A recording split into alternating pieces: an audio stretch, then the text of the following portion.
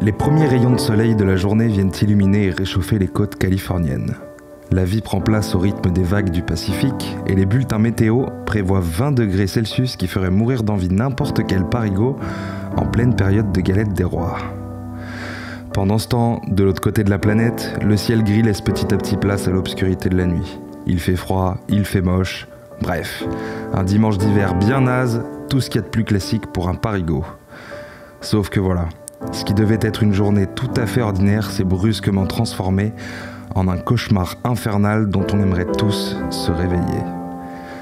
Aux alentours de 20h30, le temps s'arrête. Les voix s'agitent, les notifications s'enchaînent, chacune plus brillante et plus assourdissante que celle qui précède. Dans la rue, dans les transports, dans les bouchons, la confusion est totale. Des regards vides s'échangent entre inconnus, refusant tous la triste nouvelle. Tout le monde en parle, mais personne n'y croit. Le 26 janvier 2020, alors âgé de 41 ans seulement, celui qui était considéré par bon nombre comme quelqu'un d'invincible, nous quittait. Alors aujourd'hui, au lieu de le pleurer, j'ai décidé de célébrer le grand Kobe. Kobe nous a appris à être meilleurs.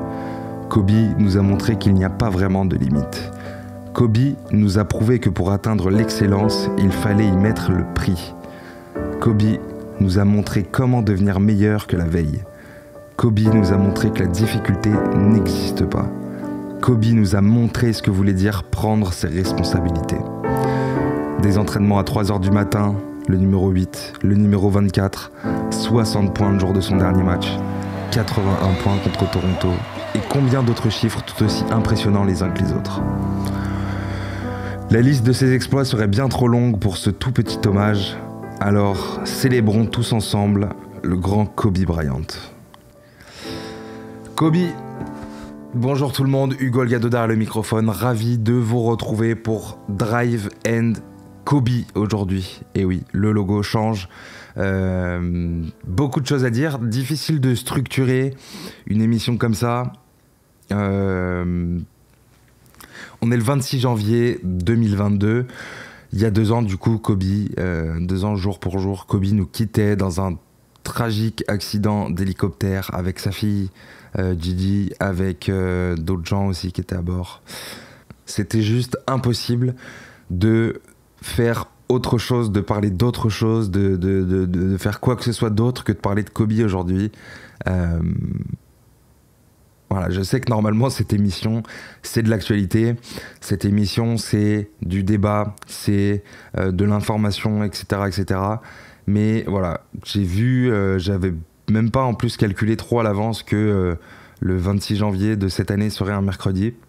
Donc voilà, beaucoup de choses à dire, une vidéo surtout hommage, une vidéo surtout partage, j'ai envie de dire. Et donc voilà, Kobe quand même, c'est pas rien dans l'histoire du basket, dans l'histoire de la NBA, dans l'histoire du sport, dans l'histoire tout court. Difficile quand même de savoir par quel morceau commencer quand on parle de Kobe. Je vous avoue que c'est typiquement, d'habitude j'écris un peu ce que je raconte dans les émissions, je me prends des notes, je me fais des points comme ça, des choses dont je veux parler. Je savais pas vraiment trop par quel bout commencer cette émission, par quel angle attaquer. Je me suis dit, je pense que le mieux c'est tout simplement de rien écrire, de pas faire de script, de juste lancer la caméra et boum, on y va. Il y a énormément d'hommages à droite à gauche qui circulent forcément depuis le décès de Kobe. Je sais même pas si en fait la première chose dont j'ai envie de parler c'est vraiment de sport ou de basket. On va bien sûr en parler, mais ce que je veux dire c'est que Kobe, voilà, c'est tellement plus. Je pense que le meilleur moyen de commencer cette vidéo c'est de vous raconter voilà comment moi j'ai vécu Kobe de son vivant. Et en fait c'est marrant parce que moi j'ai pas eu la chance en fait de voir Kobe en direct, dans le sens où moi j'ai commencé le basket après Kobe, après la retraite de Kobe. Mais en fait le seul match auquel j'ai pu assisté en direct, et ben c'était pas un match de NBA, c'était en 2008 et c'était la finale des Jeux Olympiques de Pékin. Donc j'étais en Espagne chez la famille, donc Team USA contre l'Espagne. Donc forcément on regarde, on est tous à fond et tout. Match monumental, je pense, considéré par beaucoup de gens comme et par moi-même comme le plus gros match de l'histoire du sport international, quoi. C'est-à-dire du sport au-delà de la NBA, enfin hors NBA plutôt. Et ouais, je vois Kobe qui envoie un dagger à 3 points de fou furieux. Du coup, en fait, au final, comme beaucoup de gens, Kobe fait partie des gens, un peu de ces sportifs, de ces athlètes qui tuent ton équipe, qui te font un peu du mal, entre guillemets. Et ouais, comme en NBA, en fait, sauf les fans des Lakers, Kobe a fait chier combien de fans, quoi. Les fans des Spurs, les fans des Suns, les fans des Celtics, les fans de tout ce que tu veux, en fait. Kobe a fait suer absolument toutes les fanbases basketball du monde qui étaient d'autres fanbases que celles de Team USA et des Lakers. C'est assez ouf. Et puis voilà, je pense que l'histoire de sa carrière est quand même très stylée, très forte, très authentique, j'ai envie de dire. Pas de NCA, Kobe qui se présente direct à la draft. Je me rappelle du témoignage de Jerry West. Et donc voilà, vous savez, tous les joueurs en fait font des workouts avec les franchises, etc. avant la draft. Et donc Kobe en avait fait un évidemment avec les Lakers. Lui, c'est là-bas qu'il voulait jouer.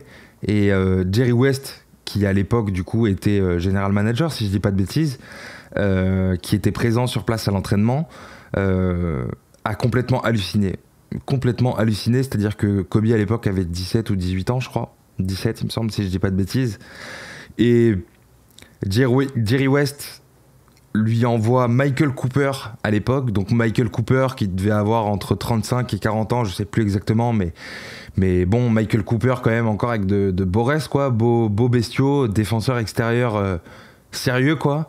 Et Jerry West raconte que Kobe l'a juste atomisé, quoi. Que Kobe, enfin voilà, il l'a fumé, quoi. Il a fumé Michael Cooper, et c'est un des entraînements qui a le plus marqué, enfin d'entraînement individuel qui a le plus marqué Jerry West. Il en a parlé plusieurs fois après, tout au long de sa carrière. Et donc voilà, l'histoire de Kobe un peu avec la NBA, ça commence comme ça.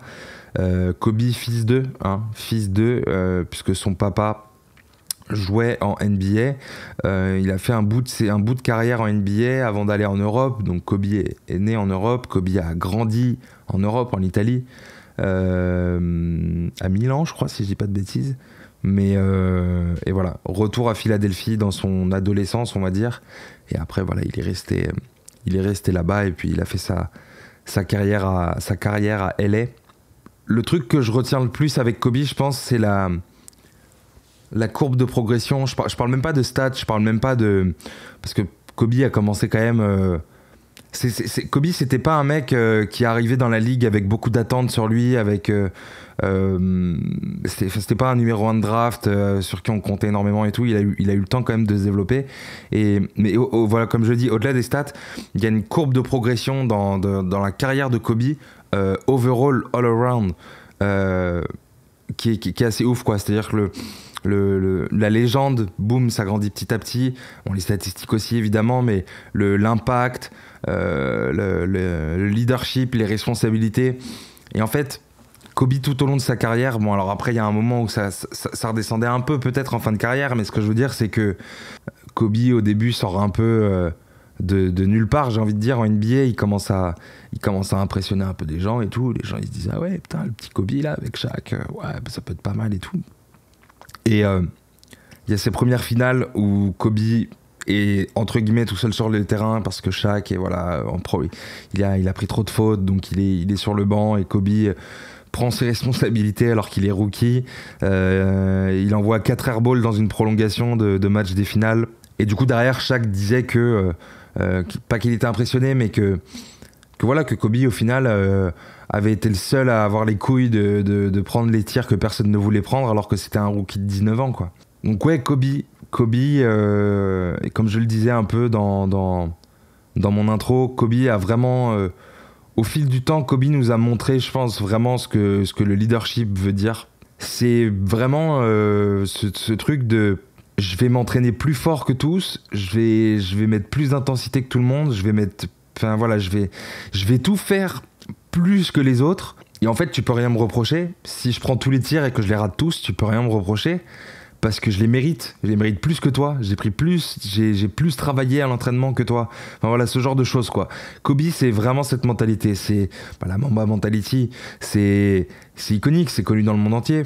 Le jour où Kobe nous quittait, les hommages qui sont sortis de partout, ça a dépassé largement la NBA, ça a largement dépassé le basket et en fait ça a largement dépassé le sport, c'est-à-dire qu'il y avait on a vu des Barack Obama tweeter, on a vu des Leonardo DiCaprio tweeter ou faire je sais plus exactement si c'était des tweets ou des hommages, des hommages, des gens comme ça qui rendaient hommage à Kobe, parce que Kobe je vous apprends rien, c'est l'éthique de travail, c'est le travail sans relâche. C'est des entraînements à 3h du mat avec ses collègues qui se ramènent à 15h parce qu'en fait ils pensaient qu'ils parlaient de 3h de l'après-midi alors que non, c'était 3 AM, pas PM. Et donc voilà, je pense que cette vidéo va pas être très longue, je pense que cette vidéo va pas être... je vais pas vous apprendre la vie de Kobe, il y a plein de ressources sur internet de gens qui font ça bien mieux que moi et tout. Juste voilà, hommage à Kobe, c'était obligatoire pour aujourd'hui, 26 janvier. Et en fait, impossible de se comparer à un mec comme lui. Mais en fait, ce qui est marrant, c'est que comme je le disais, Kobe, c'est un mec que j'ai pas connu en direct. Kobe, c'est pas un mec que j'ai vu en cours de carrière. J'ai connu un tout petit peu après, malheureusement. Mais en fait, donc c'est pas, je veux dire... il m'a pas inculqué entre guillemets ces valeurs de Mamba mentality, de machin, d'éthique de travail, de jamais rien relâcher, de toujours plus, etc. Mais c'est des notions en lesquelles des valeurs en lesquelles je me retrouve.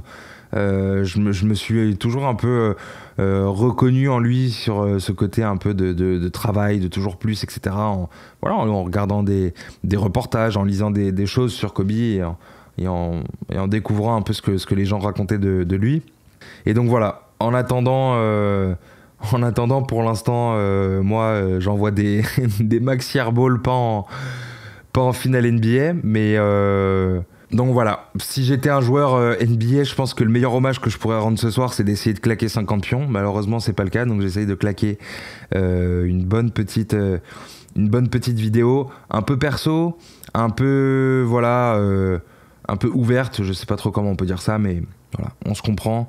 En tout cas, je pense que vous ayez connu Kobe en direct ou pas, je pense que Kobe n'a laissé absolument personne indifférent au niveau des fans de basket. Voilà, ceux qui débarquent un peu, qui commencent à s'intéresser à ce sport, etc. Juste allez-y quoi, gavez-vous de Kobe, de mixtape, faites-vous des matchs, refaites-vous des finales, des séries de playoffs, des campagnes de playoffs, des matchs, le match à 81 points, le match à 60 points pour partir à la retraite. Il y a trop de trucs en fait sur Kobe, trop d'interviews, en plus on oublie un peu, on n'oublie pas, mais le côté... le mec c'est un savant quoi, c'est un savant du basket, et puis le mec il est cultivé quoi, donc ça va au-delà du basket, il sait parler, il réfléchit, ça fait chier de l'avoir perdu à 41 ans quoi, vraiment. Voilà, je pense que cette vidéo va toucher à sa fin, je sais pas trop combien de temps ça va durer, je sais pas trop où j'en suis, je suis un peu en mode, comme j'ai dit, sans script et voilà, en full transparence. Donc ouais, Kobe, et je pense que le meilleur moyen finalement de rendre hommage à Kobe, je pense que c'est pas de le pleurer, je pense que c'est de célébrer Kobe, de célébrer qui il était, ce qu'il représentait, tout ce qu'il a fait, et c'est un exemple à suivre pour quiconque en fait, et toutes les disciplines en fait, c'est-à-dire que son approche du basket, tu peux l'appliquer à n'importe quelle discipline, quel que soit le truc que tu fais de ta vie, tu peux toujours appliquer ce que Kobe appliquait au basket.